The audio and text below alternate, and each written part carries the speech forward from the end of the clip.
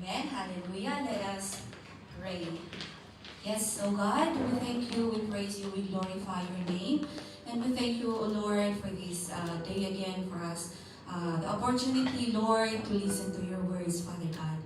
Father, let our heart be fertile, Father God, enough, Father, para sa ganun po siya pong paglalagyan ng mga salita mo ngayong oras, Father God. And help us, Father God, na to grow this your word, Father God, and apply in our daily walk with you, Father. We thank you, we glorify your name, in the mighty name of Jesus, we pray. Amen. Ayan, so good afternoon po sa ating lahat. Sa ngayong hapon po, ating pong pag-uusapan about the keys to commitment. Yan. So, keys to commitment. What does it mean kung commitment? Pag sinabi kong commitment, no? It's about, sabi niya, dedicating yourself to something. Sabi niya dyan. When we say we are committed or may commitment tayo, ibig sabihin, we are dedicating ourselves, no, into something.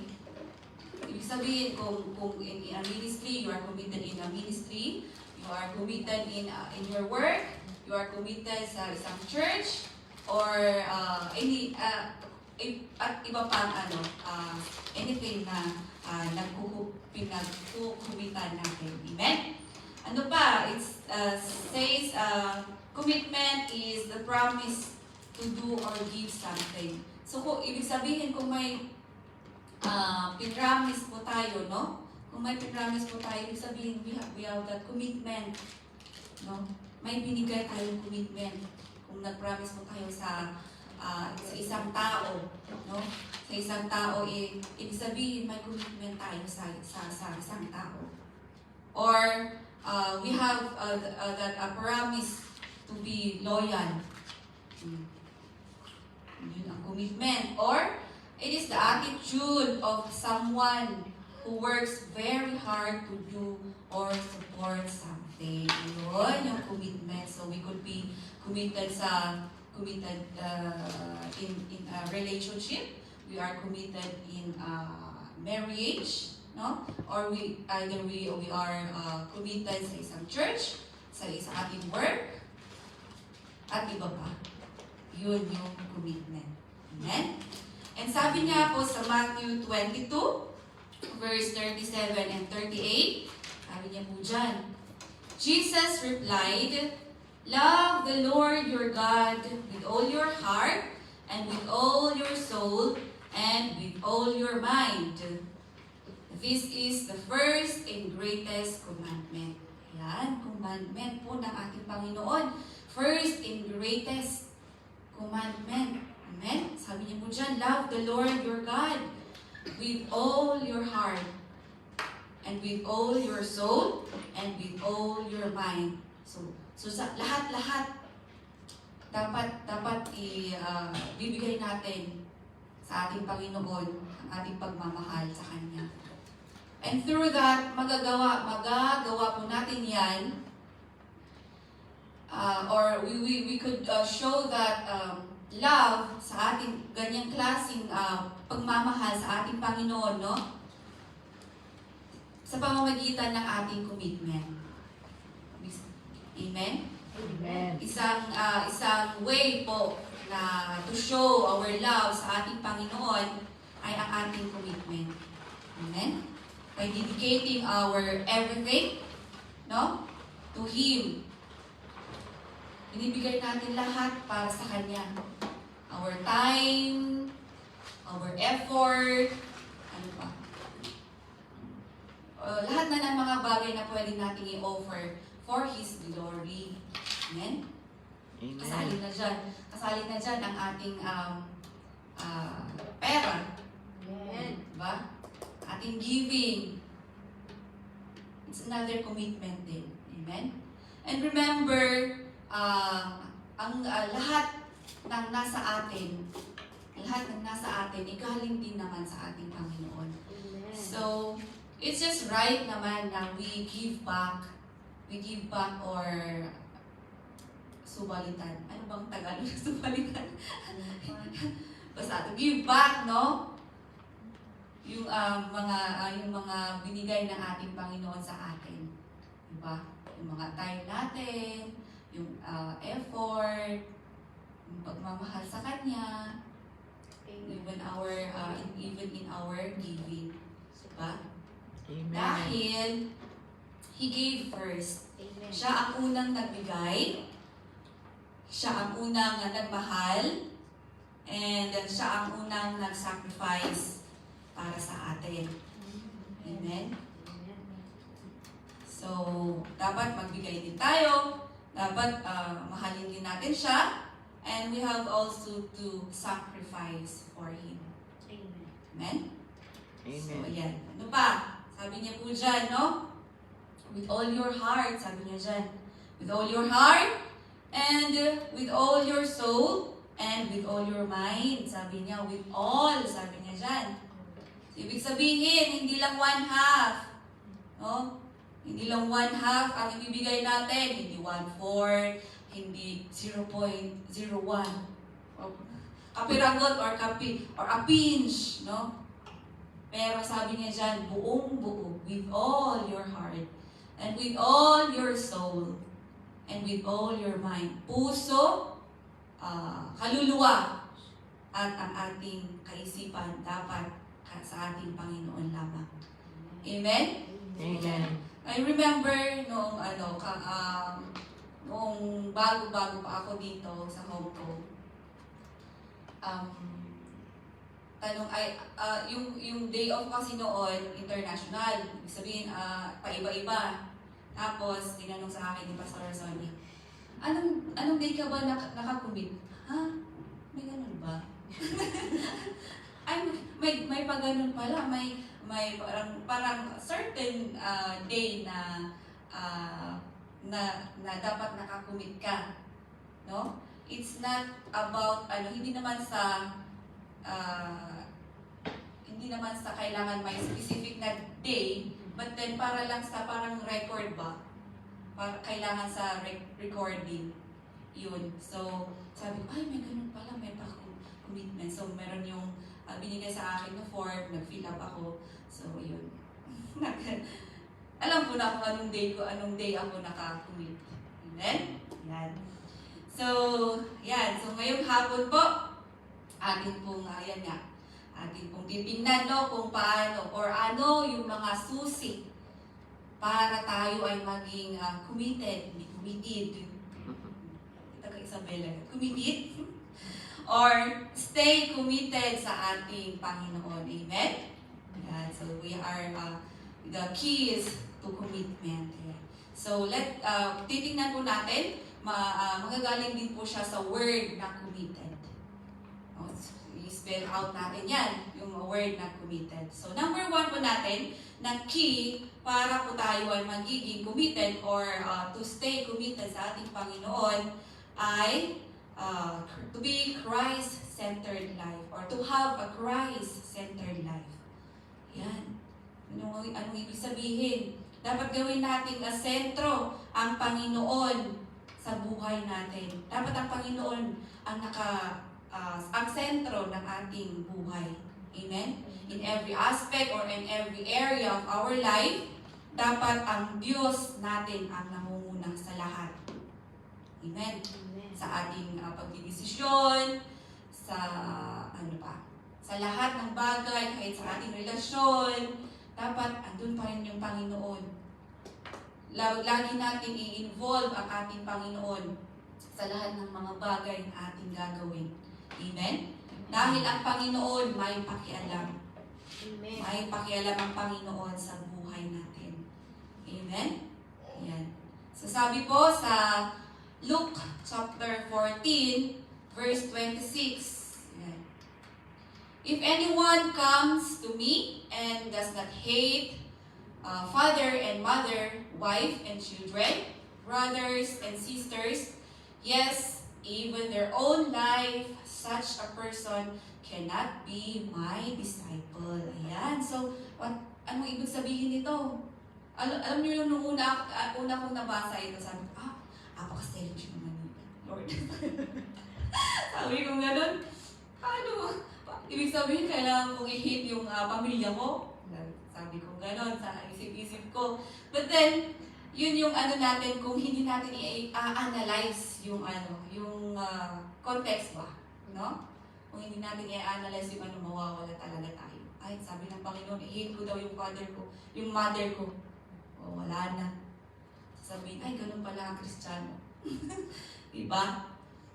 So yun, sabi niya dyan, if anyone comes to me and does not hate father and mother, wife and children, brothers and sisters. Ayan, sabi, pero ang ibig sabihin po ng Panginoon dyan is, dapat siya lagi ang nauuna. Sa lahat ng bagay, dapat siya ang laging nauuna.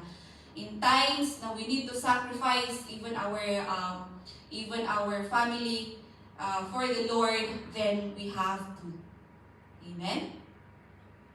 Hindi naman as in literally nasabi ng Panginoon na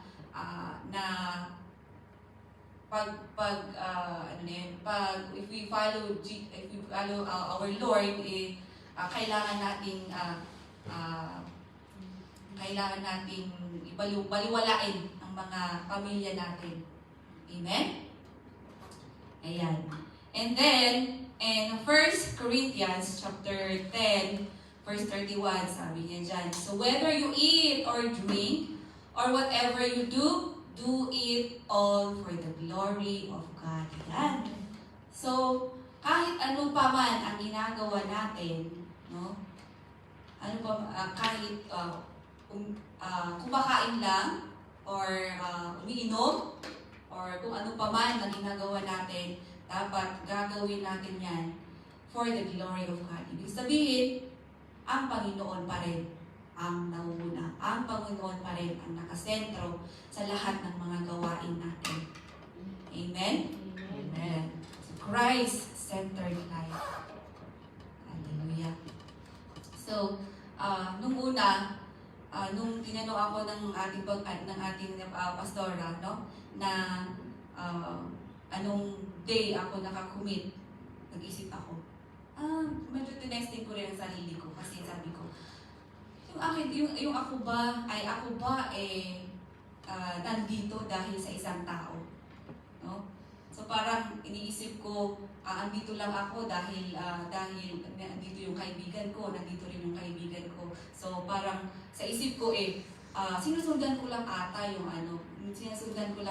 friend ko dito. So yun, I tested myself. Sabi ko, kasi hindi ako nag-commit doon sa time na, doon sa day na nakakommit siya. Sabi ko, try ko nga doon, dito naman ako mag-commit. Titignan ko kung wala siya, kung pupunta pa rin ako dito. Ayun. So, glory to God naman, and I praise God na kahit wala siya, kahit wala yung kaibigan ko during my committed day, no?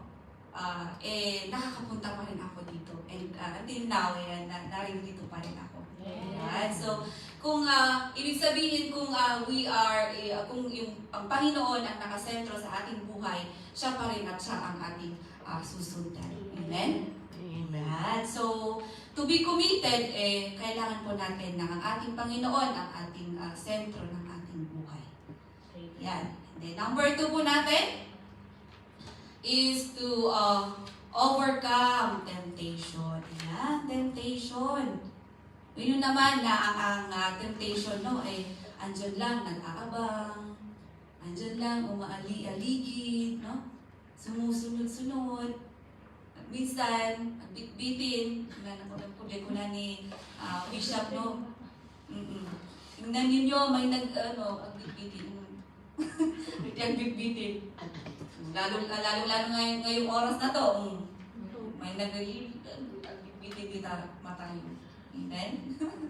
So, hindi aplikado yung awit na utokso, layuan mo ako, ganun. Kasi ang temptation, andyan lang, nag-aabang, umaaligi, sumusunod, hindi siya lalayo sa'yo.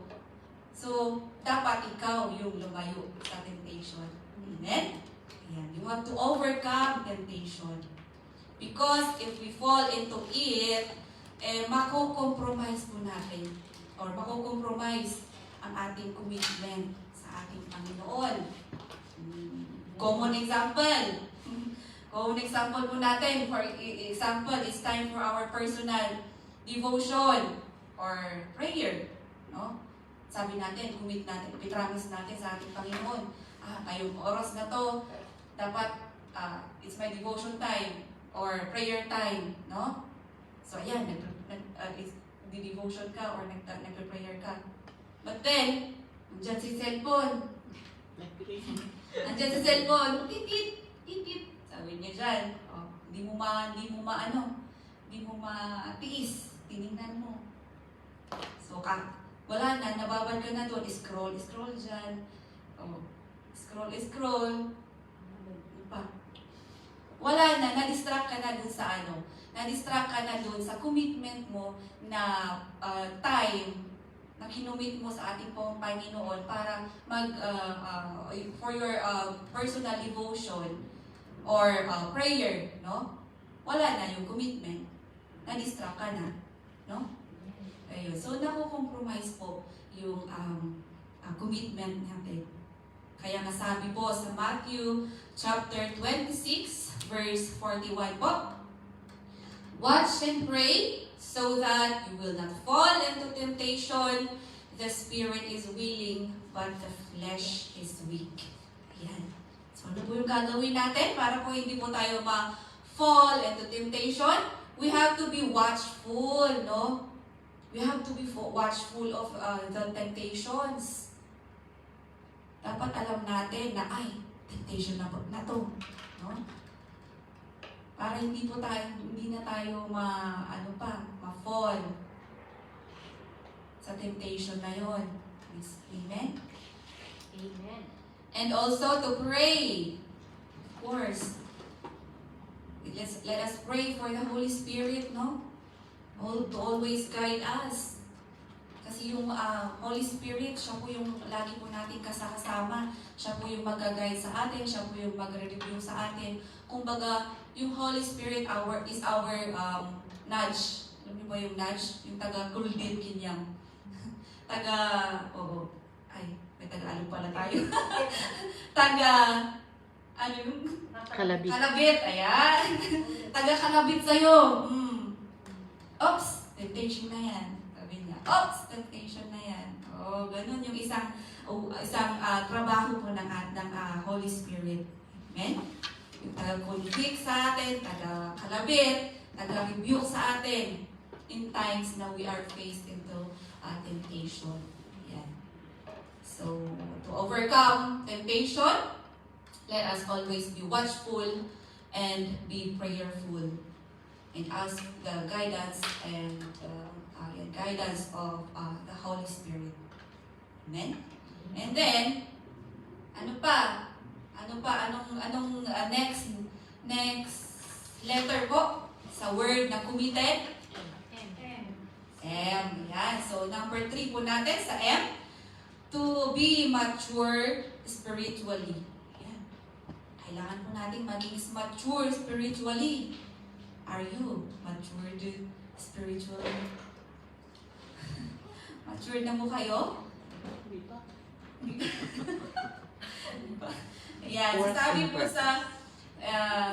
po sa Ephesians chapter 4, verse 11 to 14, so Christ Himself gave the apostles, the prophets, the evangelists, the pastors, and teachers to equip His people for works of service so that the body of Christ may be built up until we all reach unity in the faith and in the knowledge of the Son of God and become mature, attaining to the whole measure of the fullness of Christ. Yan. Then we will no longer be infants, tossed back and forth by the waves and blown here and there by every wind of teaching and by the cunning and craftiness of people in their deceitful scheming. Ayan. So, may katulong tayo, no, para makapag-mature spiritually. Binigay po ng ating Panginoon ang mga apostles, ang mga prophets, ang mga evangelists, ang mga pastors and teachers, no? Na nagtuturo po sa atin. Yung mga apostles, mga prophets, no? Nagtuturo sa atin ng mga salita ng Panginoon para po tayo ay ma-equip sa work of service na sa ating Panginoon and to be mature, no? To be mature and to attain the full measure of the fullness of Christ. Yun. So as we mature, no, and gain knowledge of our Lord and Savior Jesus Christ, nalalaman natin who we are committing ourselves to. Nalalaman na through our sa mga salita ng Panginoon na tinuturo ng mga na binigay ng Panginoon ng mga taong na magturo sa atin, nalalaman natin, nagiging natin ang knowledge about Christ, about our Lord, kung saan tayo nagkukumit, kung sino or kung saan tayo nagkukumit. Amen? And sabi sa verse 14, no? Then we will no longer be infants, tossed back and forth by the waves, and blown here and there by every wind of teaching, and by the cunning and craftiness of people in their deceitful scheming. Ayan. So hindi na, kasi kung mature na tayo, at hindi na tayo infant sa pananampalataya, then alam na natin kung ano ang totoo or mga false teachings. Malalaman natin ang mga yan if we would be matured spiritually. Hindi na tayo maluloko, no? Hindi na tayo maluloko ng mga false teachings, no? Yung mga cunning and craftiness ng mga ibang tao na nanluloko sa atin, no? Amen. And we would be more committed sa ating Panginoon.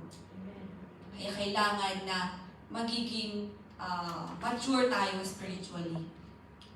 And to do that, may binigay ang ating Panginoon, no?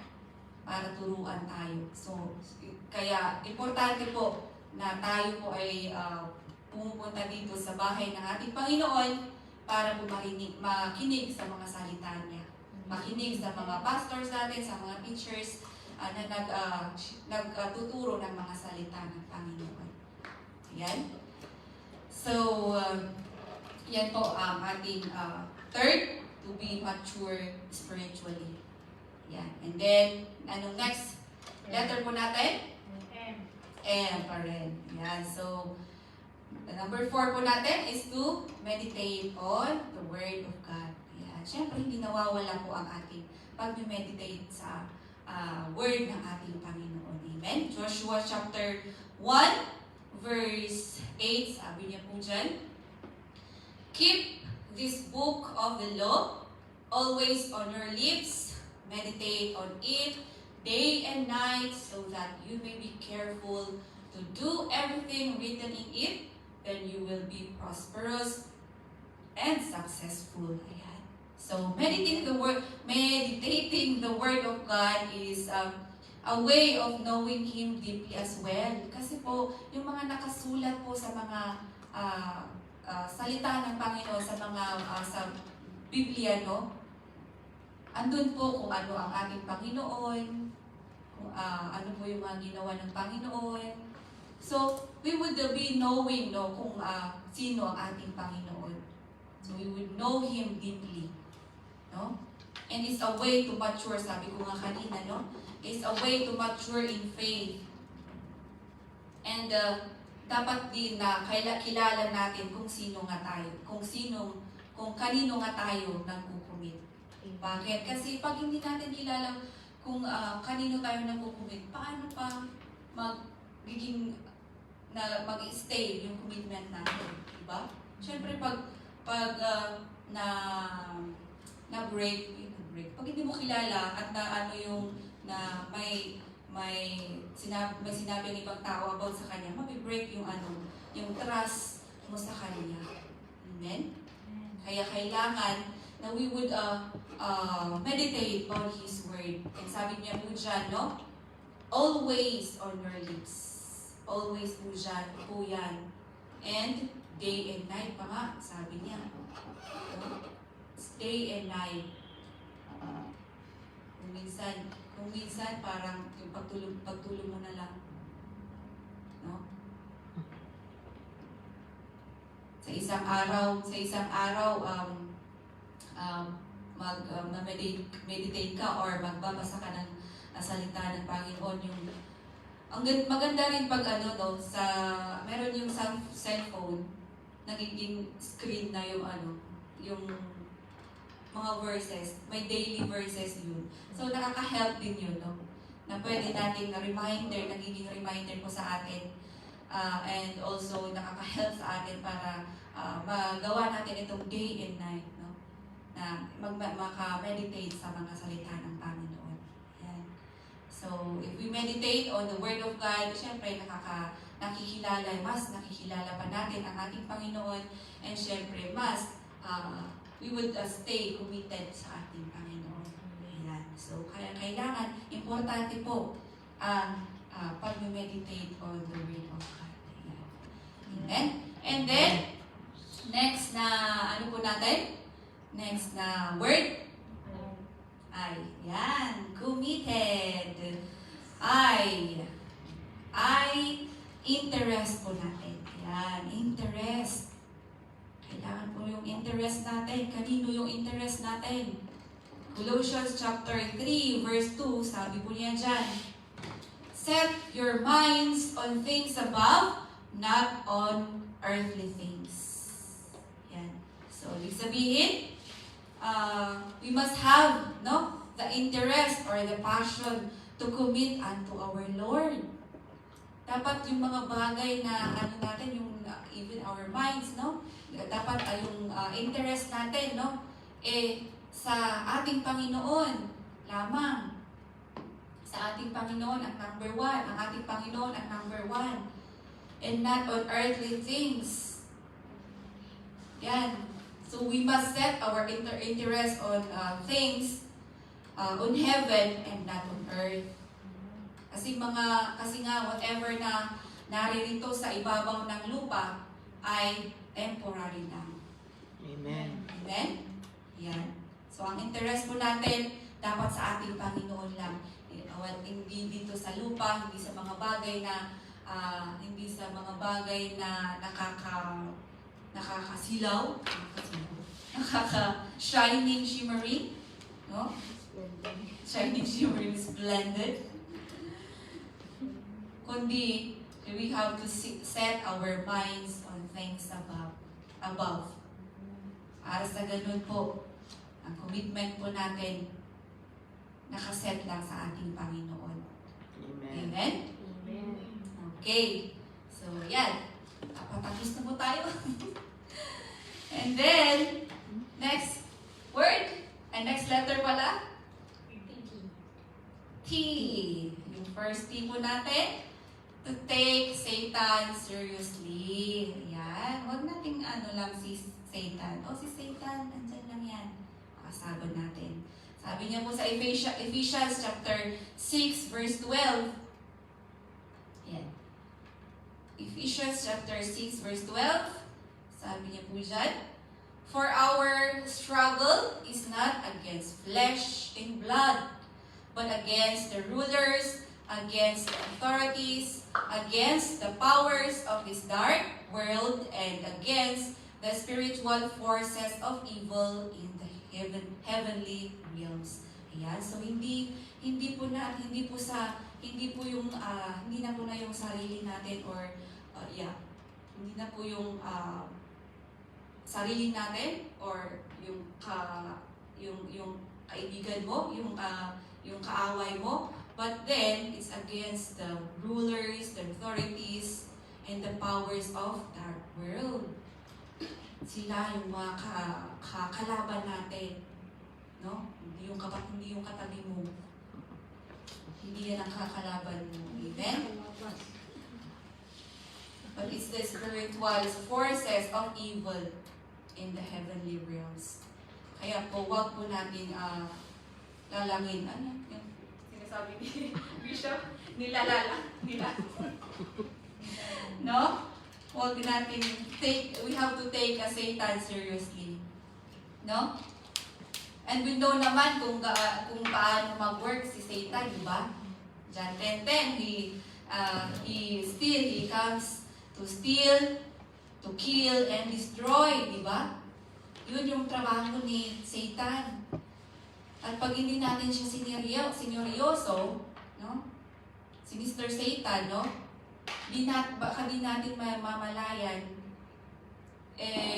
yung trabaho niya sa atin, yung trabaho niya, nasa sa atin na nawawala na tayo, ninanakawan na tayo, or ninakaw na tayo,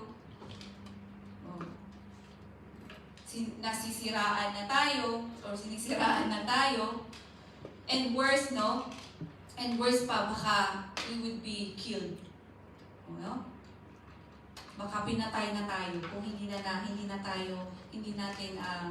nakikita or hindi natin siniseryoso ang trabaho ng ni Satan, the work of the devil. No? So, kung tayo ay if we na-take over tayo ng work of the devil, no? Siyempre, mawawala ka, may mananakaw sa'yo, yung time mo, o yung pera mo. Siyempre, makukompromise din yung commitment mo sa Panginoon. And worse, baka mawala pa yung commitment mo sa Panginoon. Kaya kailangan na we have to take talaga seriously ang mga trabaho ng ni Satan. We have to know na ang mga trabaho, we have to be aware of the work of the devil para we could mailisiyan tayo. Amen? Ayan.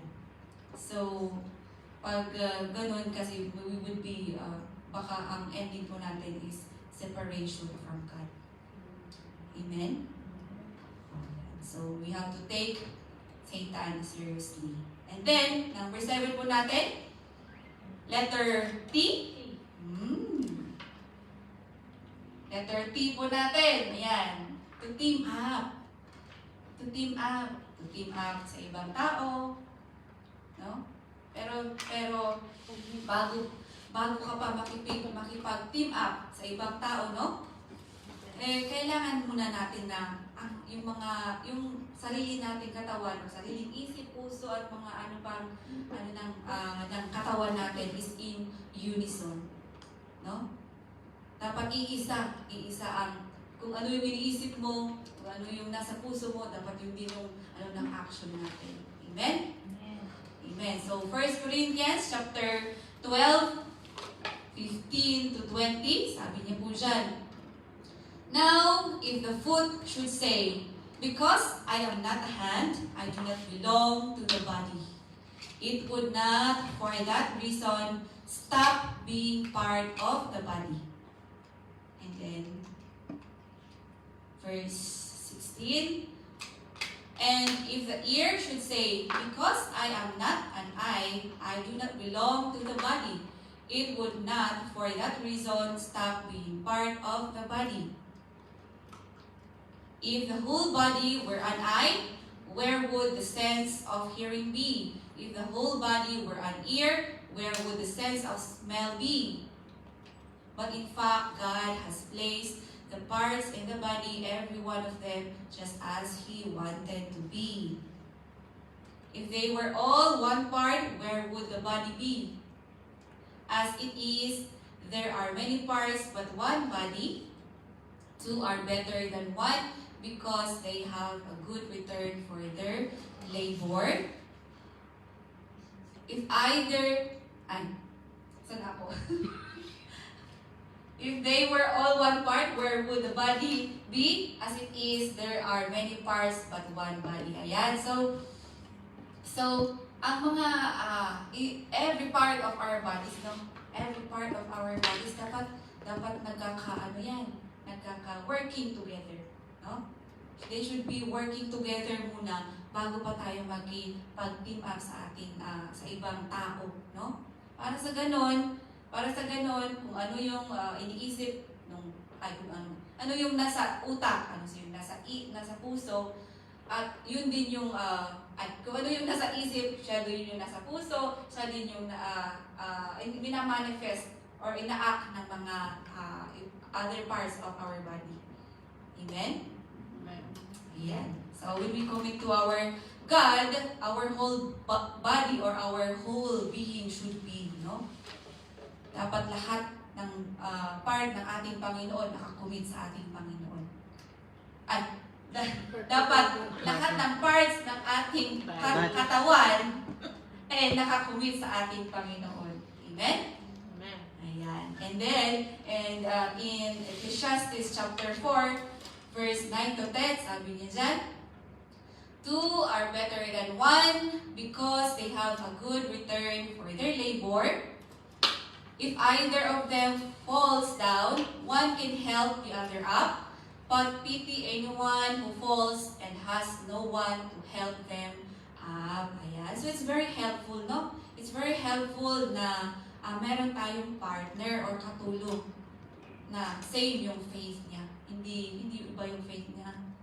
Dapat yung same yung faith niya. Kasi pag iba yung faith ng katulong mo, hindi kayo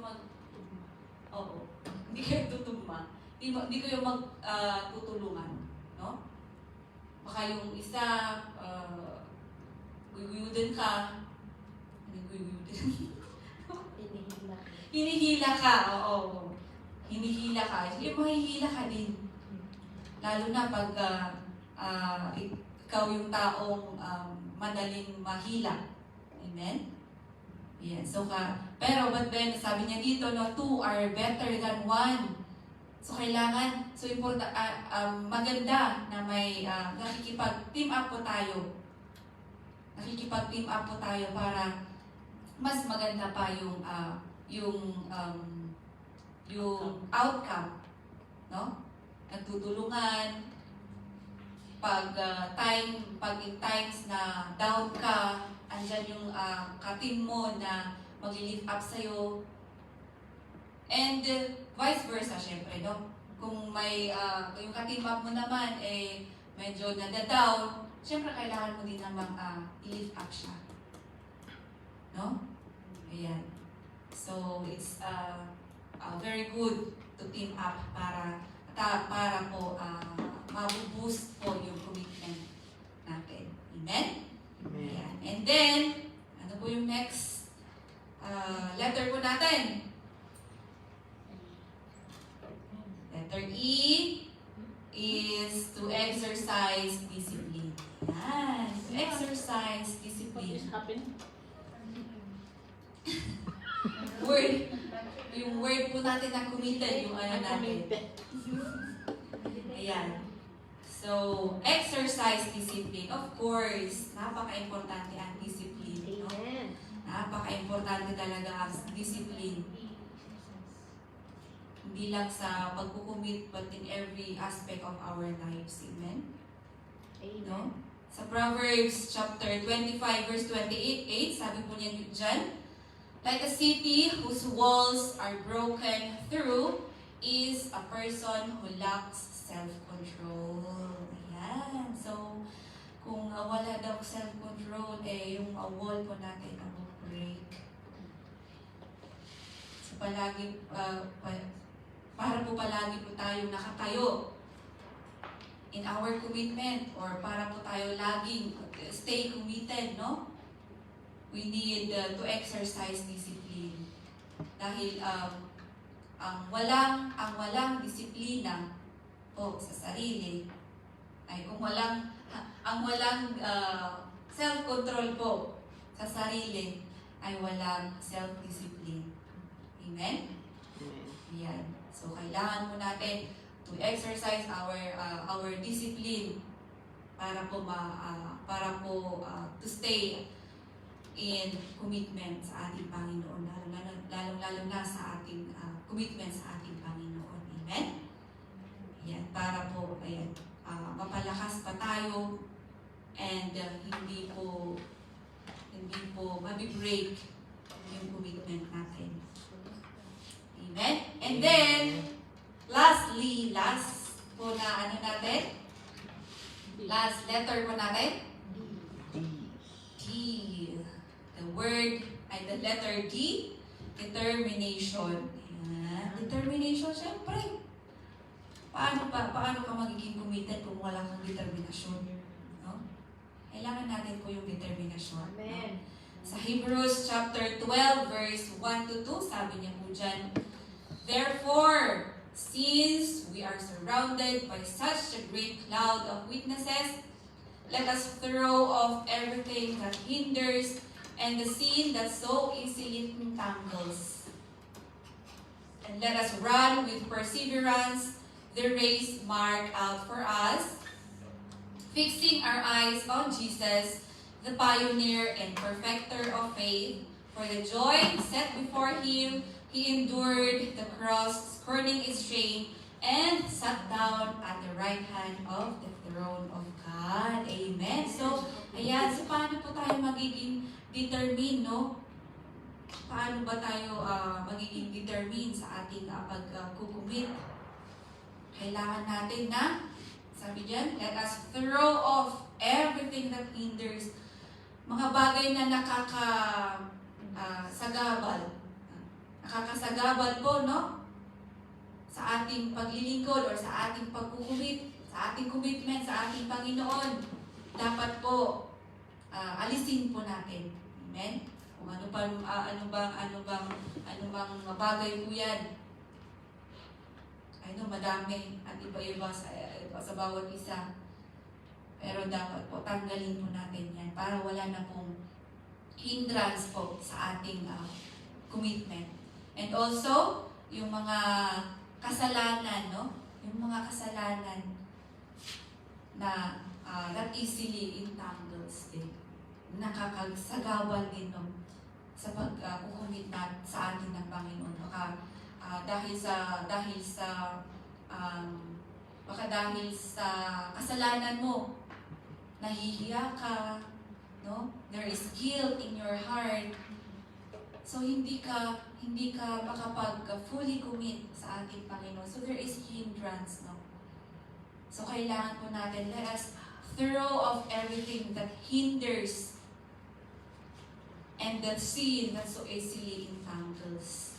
And then, let us run with perseverance. Ayan. Let us run with perseverance the race marked out for us. May kanya-kanya po tayong race. No? Ano na yun? Solo. May kanya-kanya po tayong race na binigay po sa atin ng Panginoon. And we have to run with it with perseverance. May determinasyon dapat. Amen? Amen. And to do that, we have to fix our eyes on Jesus as well. We have to fix our eyes on Jesus, the pioneer and perfecter of faith. Ayan. Hindi sa kung ano-ano bang bagay. Kung baka may nakita kang hindi mo gusto, no? Sa ibang kasama mo sa church or sa church mismo, sa mga pastor, madidismaya ka na. Pero sabi niya po dito, we have to fix our eyes on Jesus para po hindi po tayo ma-disappoint sa mga bagay po na pwedeng makapag-distract sa atin. Amen? Ayan. And then for the joy set before him, he endured the cross, scorning its shame, and sat down at the right hand of the throne of God. Ayan. So let us run with perseverance, and let us fix our eyes on Jesus, and let us throw off everything that hinders and the sin that so easily entangles sa ating buhay. para po maging determinado po tayo sa ating commitment sa ating Panginoon. And we will stay committed sa ating Panginoon. Amen? Ayan. So, those are the keys po sa ating pagkukumit or sa ating commitment. At the word committed, letter C po natin, Christ-centered life. Yung O, overcome temptation. And then, mature spiritually. Meditate on the Word of God. And take Satan seriously.